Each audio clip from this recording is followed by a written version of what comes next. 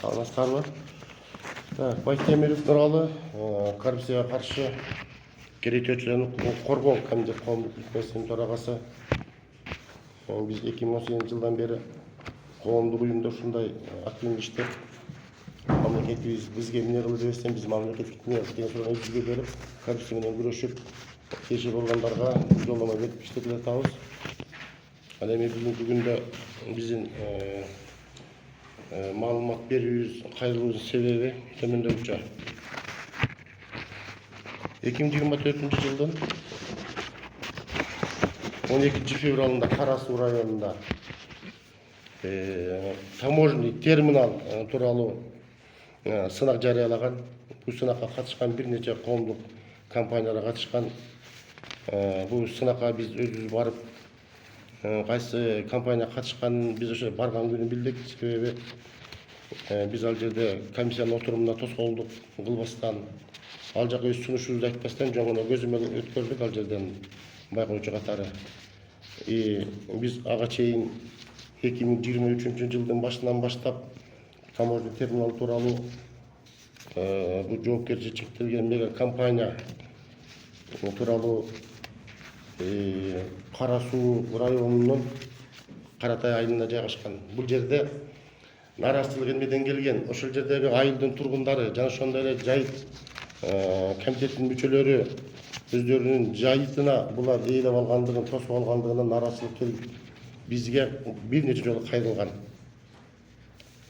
Биз бул кайрылуу негизинде биз иликтөө жүргүзүп, ана тиешелүү органга өткөрүп берели деп аябай көзөмөл кылдык, байкоо жүргүздүк, бирок өзүнө кирүүгө мүмкүн болгон жок. Анан кийин бул жоопкерчилиги чектелген мега компаниянын жетекчиси Балтабаев Нурсуланбек, бул Нурсуланбек паспорттогу аты экен, бирок Нургазы деген ат менен көп таанымал экен. Бул жигитке биз менин орун басарым аркылуу кат жолдодук. Бул жерде өзүбүздүн коомдун атынан. Бул катта ал жерде компаниянын жоопкерчилиги чектелген мега компаниянын ичиндеги нааразычылык, ал жерде иштеген ишкерлер, кызматкерлердин нааразычылыгы, мыйзамсыздыгы жана ошондой эле бир нече салык, налог төлөмдөрү, таможняга болгон төлөмдөрдү төлөбөгөндүктөн биз көзөмөл алуу жетишинче көзөмөл өткөрүп кат жолдодук. Бул катты мен жолдосом Нурсуланбек жигитке, мырзага, Нургазы мырзага катты окуп туруп, анан ошол жерде жыртып жибергенин бизге маалымат айтты, жооп кылыштын ордуна. Андан кийин биз бул мега компания жоопкерчилиги чектелген компанияны биз Кыргыз Республикасынын президентибиздин Ош областтык ыйгарым укуктуу өкүлүнө жибердик. Андан кийин таможенный бажы кызматкеринин төрагасы Исабековго кат жолдодук. Биз буга бир эч кандай жооп ала албадык. Жооп келген жок кат жүзүндө дагы. Андан соң жана мен айтып өттүм, Ош областынын президентибиздин ыйгарым укуктуу өкүлү Жыентаевга биз кат жолдодук эле.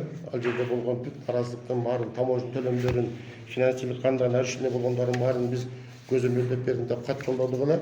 Бизге 2023 жылы 3-августта кат жолдодук эле. Бизге Ош областынын ыйгарым укуктуу өкүлүнүн орун басары Тургунбаев Зарлык мырза бизге жооп кат жүзүндө берди. Комиссия отурумун түзүп, комиссиянын отурумунда жоопкерчилиги чектелген мега компанияга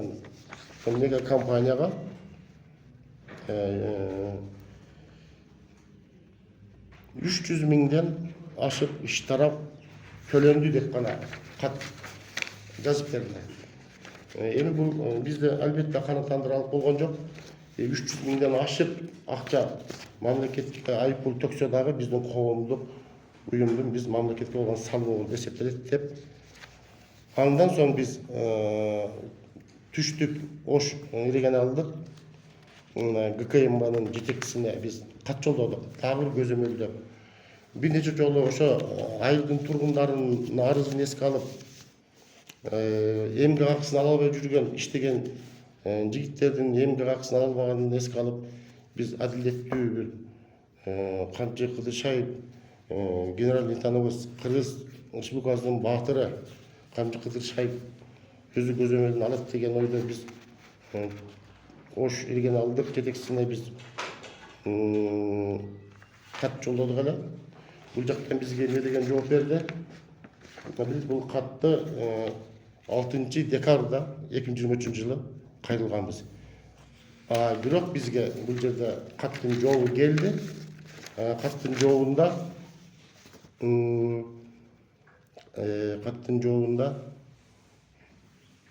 эч кандай тергөө иши жок.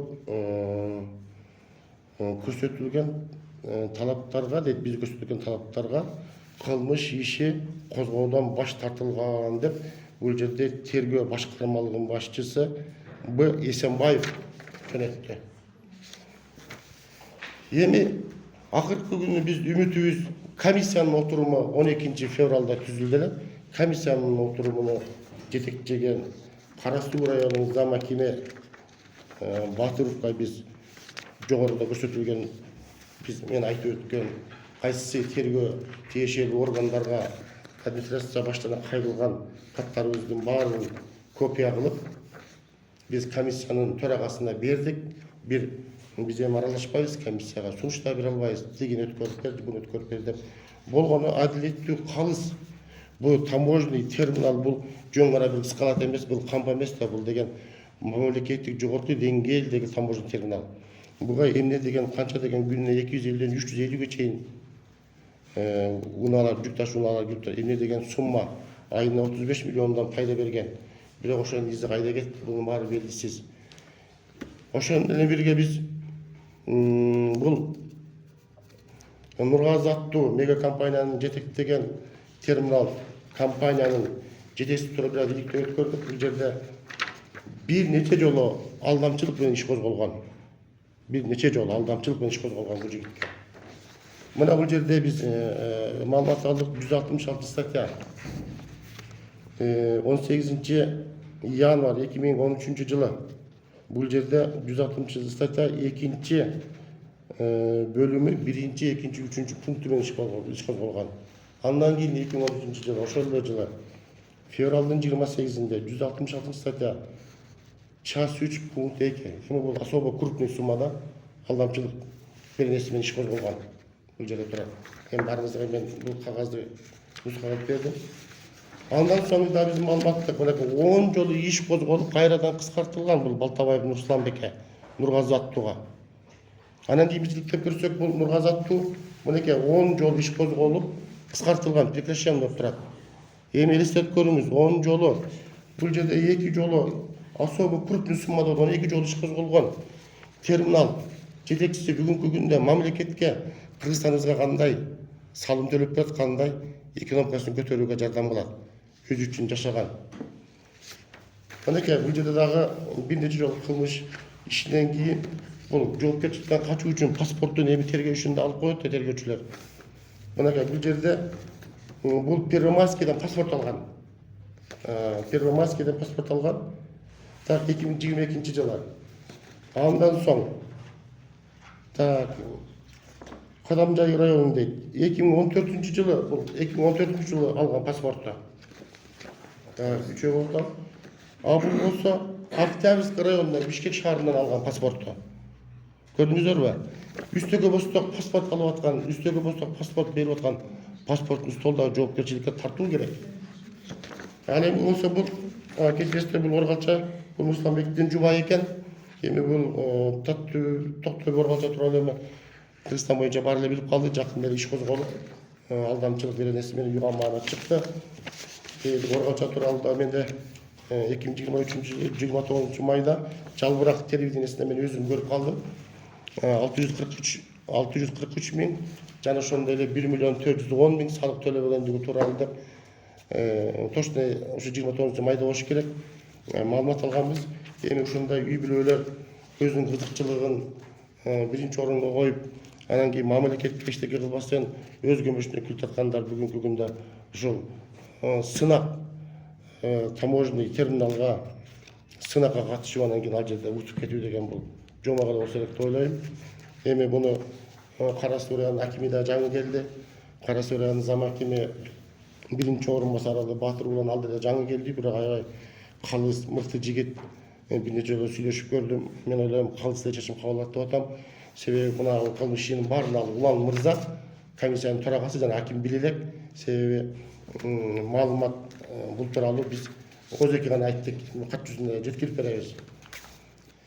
Ал эми урматтуу журналисттер, мен жана дагы кичине маалымат бердим. Арыз эмне негизде мына эң биринчиден бул жигиттердин арызы. Бул жигиттер эмгек акысын ала албастан, анан кийин Ош областынын ички башкармалыгына анан кийин арыз жазган. Биздин эмгек акыбызды өндүрүп бериңиз деп. Мынакей бул тууралуу иш козголгон, бирок бүгүнкү күндө эмгек акысы өндүрүлдүбү, өндүрүлбөдүбү бизге пока азырынча маалымат жок. Ошондо канча убакыттан бери эмгек акысын албай келген? Булар эмгек акысын бул жерде көрсөтүлдү. Бул жерде Балтабаев бул жерде 46 миң дейт. Мынакей мына жерде жалпысынан баарыбыздыкы 46 миң дейт. Булар эми 2020 жылы октябрдан ноябрь 2-3 айлыгын эмгек акысы го. Анан бул жерде бул терминалда эми аз заманбап бар эле санаптештирип анан кийин бүт жагда мыйзамдуу болуп атпайбы? Мына президентибиздин эң камчы кылдырышып эң күрөшкөн коррупцияны 30-дан бери беческе батып калган коррупцияны жок кылуу албетте оңойго жатпайт. Бирок бул Балтабай Нурсултанга окшогон бул шумпайлар ар адамдын ичи коюна кирип балким мындай кылмыш иштерин билбей калат деп ойлогон. Буга чейин келгенде, например, буга чейин Атамбаев мезгилинде шопур аттуулар болгон. Ар кандай жеңишинен кылган. Бакиев мезгилинде бүт туугандары жана жора жолдош достору мындай иштерди жасап келген. Мыйзамсыз, адилетсиз иштерди. Бирок бүгүнкү күндөн баштап 2020 жылдан баштап Садыр Нуркожоевич президент болгондон баштап коррупция чындыгы маанилүү азайып баратат, кыскартып баратат. Бирок президентибизге мындай маалымат мен ойлойм сиздер аркылуу массалык маалымат алып жетет деп ойлойм. Жана ошондой урматтуу Камчы Кыдыршевич, албетте сизге дагы биз коомдун атынан, ошо айылдын тургундарынын атынан кайрылып кетебиз. Буну мен жогоруда айткандардын баары жогун эске алып, бул Балтабаев Нурсултанбек бир нече жолу паспорт кылган, паспорт органда бир жоопкерчиликке тартуу керек. Анан кийин салык маселесин жана таможняга болгон төлөмдөрүн дагы бир көзөмөлгө алып бир буну тактаган болсо дагы бул жерде бир коррупцияга шектелген бир схемалар чыгышы да мүмкүн. Андан кийин эми кылмыш деген албетте 40 жылда билинет дейт. Бирок азыркы учурда 40 саатта 40 күн эле билинип калып атпайбы? Кээ бир мындай жашыруун өткөн, балким бул Балтабаевдин аркасында дагы бир колдогон бир чиновник тураттыр. Же бир депутат, же бир министр тураттыр, эми биз аны билбейбиз да. Үстөккө босток кылмыштын баарын эске алынбай эле анан кийин иш козгоп иштин баары жабылып эле анан кайрадан эле таможенный терминалга мен жетекчи болом деген болсо, анда бул биз мамлекетибизде коррупцияга күрөшүү деген кандай болот мен оюмча. Ошон үчүн мен ойлойм, жогорку биз атап өткөн бийлик өкүлдөрү, таможня жана ошондой эле тергөө органдары мен адилеттүү, калыс чечимди биз алардан үмүттөнөбүз жана күтөбүз. Албетте коомдун, элдин талаптары канааттандырылып жөө алат деген да үмүттөбүз. Неме суроо бар да бизде. Азыр баягы Каракай айылында, терминал аташпасам. Баягы жерлердин категориясы боюнча да маселе жаралат эле го. Мисалы, жалпы 6 гектар жерде. Жерлердин категориясы боюнча жайыт жерби. Ооба, жерлердин категориясы боюнча албетте ал жер эми айыл чарба суу чарбасына карайт, анан кийин жайыт комитетине дагы карайт, жайыт комитетинин жерлери бар. Эми жалпысынан 6-7 гектарды ал тосуп алган. Анан башында бул айылдын тургундары айтып өтпөдүбү? Булар массалык маалымат аркылуу дагы айыл тургундары айтты, биздин жайыт жерлерибизди басып алды. Андан соң биздин айылга мектеп куруп берем деп Оргалча экөө келип, эски мектептин ордун сүргүзүп, бул жерге мектеп куруп берем деп бүгүнкү күнгө чейин алдап келди дейт. Эми карабайсыздар, ушунда алдоо жол менен келатат. Эми курса буга чейин куруп койбосо 2 жыл болуп иштегенине. Бир мектепти куруп койсо деле болмок экен. Дагы бир көп ишеним болмок экен. Жер категориясы боюнча азыр жер адистери жана архитектура булар биргелешип иштеп атат. Дагы тиешелүү прокуратурага дагы биз кайрылуу жолдомо жазылды. Арыз дагы түштү, дагы иликтейт деген ишеничте отурам. Категориясын баягындай эмеге өзгөрткөн эмеспи? Мисалы үчүн өндүрүштүк аймакка өзгөртүп туруп, жогорку кеңеш аркылуу андан кийин беришили да. Ular özgürtmeli bir koydu. Эми буну Kol koygun. буну кол койгон тууралуу биз уктук 1 гектар 700 сотикке азыркы жаңы келген аким Темирболот Абикеев ушу кол койду деп атат. Эми бул койгон болсо кандай категорияларды киргизди же болбосо аш жерде трансформация кылдыбы, эми ал тууралуу бизге мага белгисиз чын айтканда. Бирок бара аныкталат го бул жер.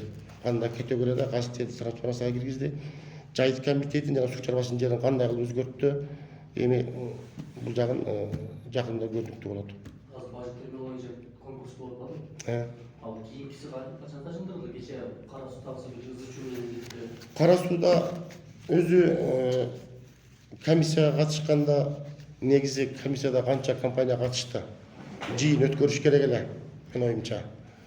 Жыйын өткөрүп, жагдайды түшүндүрүп, анан кийин баарын чыгарып анан бирден киргизип, коомдук уюмдардан, же болбосо айылдын тургундарынан алар кандай кылып буруп берет, айыл өкмөтүнө канча төлөмдөрү болот, айыл өкмөтүнүн тагдыры кандай, мектептерди, детсадтарды куруп берем деген компаниялар болду. Ушунун баарын айылдын аксакалдары же тургундары же коомдук уюм мүчөлөрү дагы күбө болсо деле болмок. Бул жерде кече 12 февралда өткөн сынакта мындай нарушение деле болгон жок. Эми ал жерде болгонду талап кылышты кээ бир компания жетекчилери. Бар ачык болсун, элдер кирсин, телевидение кирсин деген, анан ага уруксат берген жок. Эми бул комиссиянын отуруму кандай бекитилген, эми төрагасы өзү билет. Korktuğunda çıkar hep bakar. Корктунду 3 күндөн 7 күндүн ичинде чыгат деди. Эми ошону күтүп атабыз. Ошо биз алдын ала маалымат берип атабыз. Мен жогоруда айтылган бир жолу бул Балтабаев Русланга кылмыш иши козголгондугун булар билип алсын деп атабыз, эл да билсин деп атабыз. Эми буга чейин ушундай кылмыштар кылып келсе, эртең ал жерде ээлеп калган болсо, дагы элдин шору болобу дейм да. Konkurska bayağınday bütün boyunca işkenlerin jaralgаны баягы мега компания кайра утулбасын деген жагдай болуп атабы. Эми ушундай миш-миштерди биз угуп атабыз. Биз миш-миштерди угуп атабыз. Бул Балтабаев Русланбек баарын сүйлөшүп коюптур. Бул баары утуп чыгат экен деген сөздөр болуп атат эми. Бирок бул ар ким өз ой пикирин айтканга акылуу да. Бул терминал 2 жылдан бери иштеп келе жатат. Терминалга 2 жыл чукул болуп калды. Буга чейинки мыйзам иштеп келген. Эми буга чейинки албетте бул жерде эч кандай бул таможня терминалдан жылында арендасы көрсөтүлсө керек айыл өкмөтүнө. Андан кийин буга чейинки канча терминал, бул терминал 2 жыл иштеди, канча сумма төктү. Мисалы таможняга биз кат жаздык, жана айтып өтпөдүмбү?